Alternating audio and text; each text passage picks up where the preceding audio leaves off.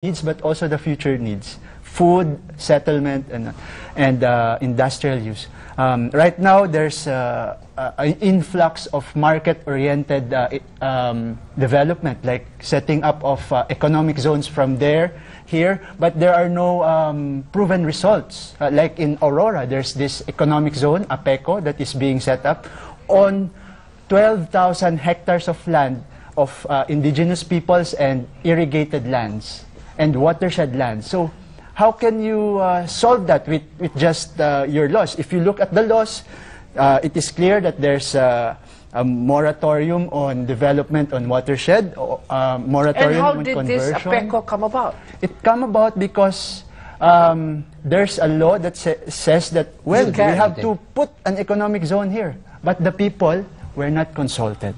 The people are saying, no, we are already developing this area as productive as we can as rice. Okay, in a practical example Yes, like that, in the national land use, Yes, ma'am. that kind of a debate will be settled by the essence of this national land use Yes, act? it will be settled because And there are... and all of the committee members will now listen and talk to the people who are objecting to the formation of this APECO. That venue would be because And there are special areas of concern. you will rule in favor of the people?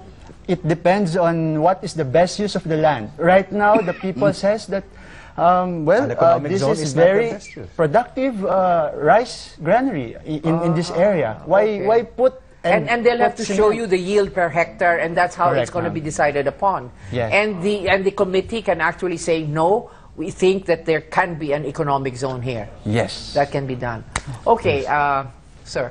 Well, I think the Land Use Act is timely and relevant, at least for two reasons. Number one, we are hopeful that land conflicts can be resolved. Specifically case on the mining issue. You have a priority of the government to revitalize the mining industry. But then you have local government units who are opposing it. And so you have a conflict between the national government and the local priorities. Taking off from Dr. Cura's hypothesis earlier, and who are in the best position to determine the use and management of the natural resources. Now, in the absence of a National Land Use Act, these kinds of conflicts will not go away and probably escalate. A second reason why we are seeing that the Land Use Act is not only timely but relevant is that, you know, the mere collection and codification of laws might do that. I mean, try to harmonize. But it will not resolve the policy conflicts. And when we say policy conflicts, you Secretary earlier said, what determines the use of the land? It's economic direction. But for us, that's a dangerous proposition. I mean, economics is an important factor, but then you also have social, political, cultural dimensions that you have to talk. And that's where the concept of sustainable development we have barely comes a in. minute or 2 minutes for Yep, you. like I said, the best comment that we heard is from that viewer. The key word is balance. Balance ecologically, economically, socially, and culturally. It is the balanced land use allocation that is important. And the mechanism put in by this bill will ensure that balance. One, balance in the sense of the community, because community will be consulted. Balance in terms of science, because all sustainable development principles was already there. Balance in terms of economic, because economic needs of urban development, industrial development is already considered. Then balance socially, because the settlement growth is also considered. One principle that is most basically new in this aspect is the efficient use of land.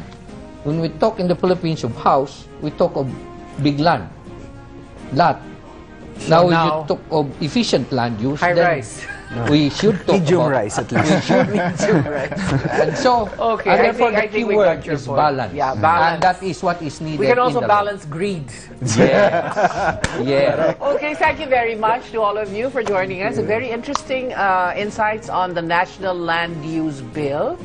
Hopefully, this Congress will get to put it in the committee for some hearings here and there. Let's see if it passes. Of course, it was certified by President Noy Noy Urgent. As urgent. That's all the time we have. Talk to us again next week on Talkback.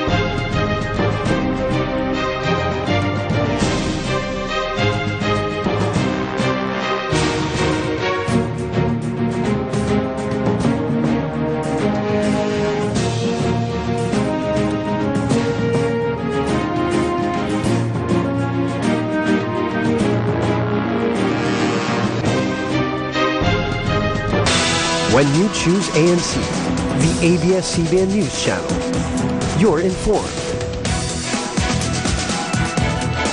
You're ahead. You're empowered.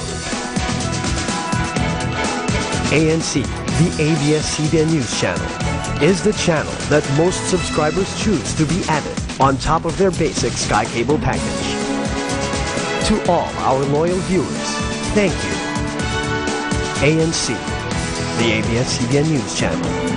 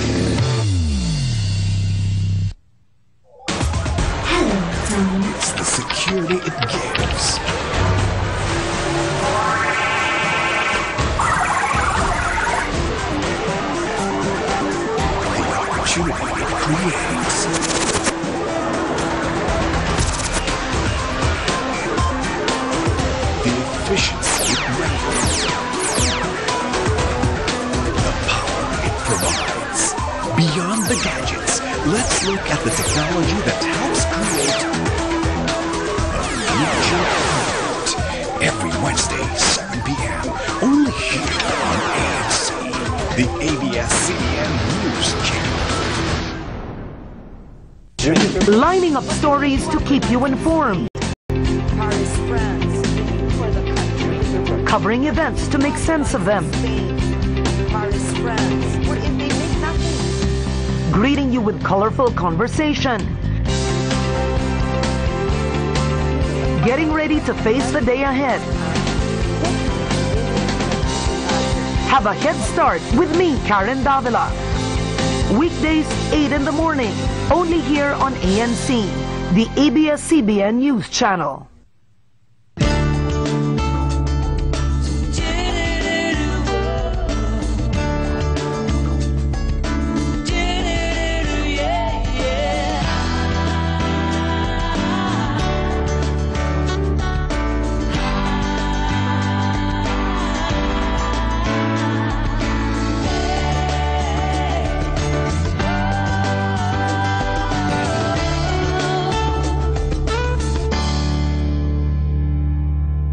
Walang ngipin ang komisyon. Sabi nga nila, pagkahaba-haba man daw ng prosesyon, hahantong at hahantong pa rin po ito sa the bottom line. Well, I will take this one over any Congress interview every day. It was fun. Pinagpapawisan ako kahit malamig. This is one of the toughest. Pati ako na may mesmerize niyan si Boy Abunda. The bottom line with Boy Abunda. Para siyang hot seat, pero nang naglaon, naging cold seat naman siya.